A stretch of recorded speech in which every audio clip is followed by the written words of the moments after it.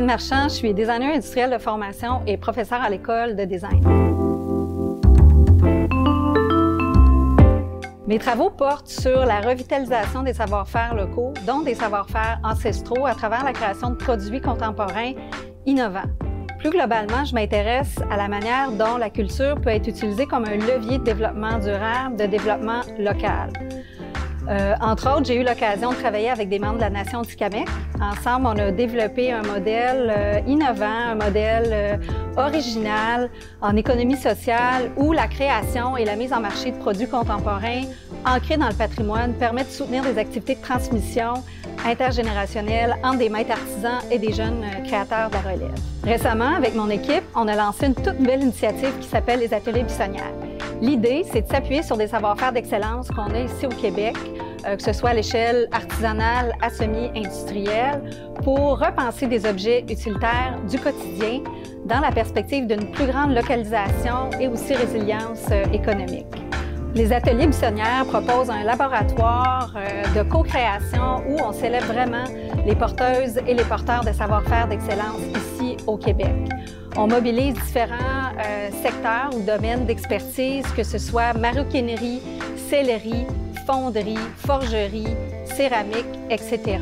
Par exemple, on peut imaginer à partir des techniques de mise en forme de selles de chevaux, créer des selles de vélo de grande qualité.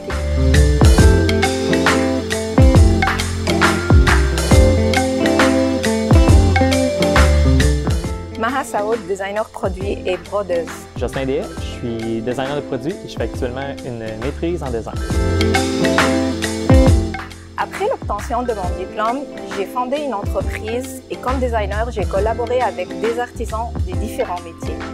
Mais la collaboration avait des limites. Donc, je me suis interrogée sur la manière de mettre en valeur le savoir-faire ancestraux à travers la création d'objets contemporains tout en jumelant design et artisanat tunisien. La question de la production locale m'a interpellé alors que je travaillais pour une firme de design dans laquelle on concevait du mobilier pour le secteur hôtelier.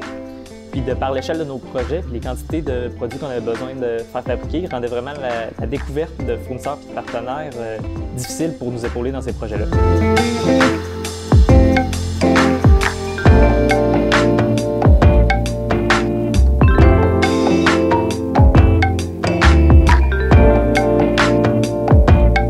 Sur la base de mon expérience personnelle et dans le cadre de mon cheminement à l'Université de Montréal, je me suis intéressée particulièrement au processus de collaboration entre designers et artisans pour mieux comprendre les freins et les leviers potentiels.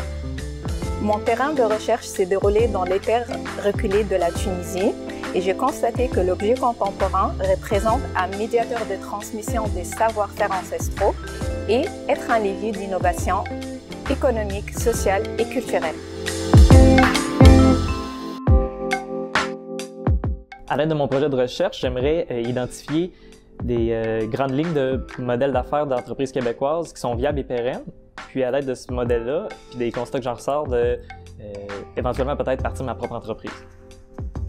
Dans un futur proche, je souhaiterais alimenter et développer cette étude exploratoire dans le cadre d'un projet de recherche-création et aussi de relancer mon entreprise à l'échelle internationale.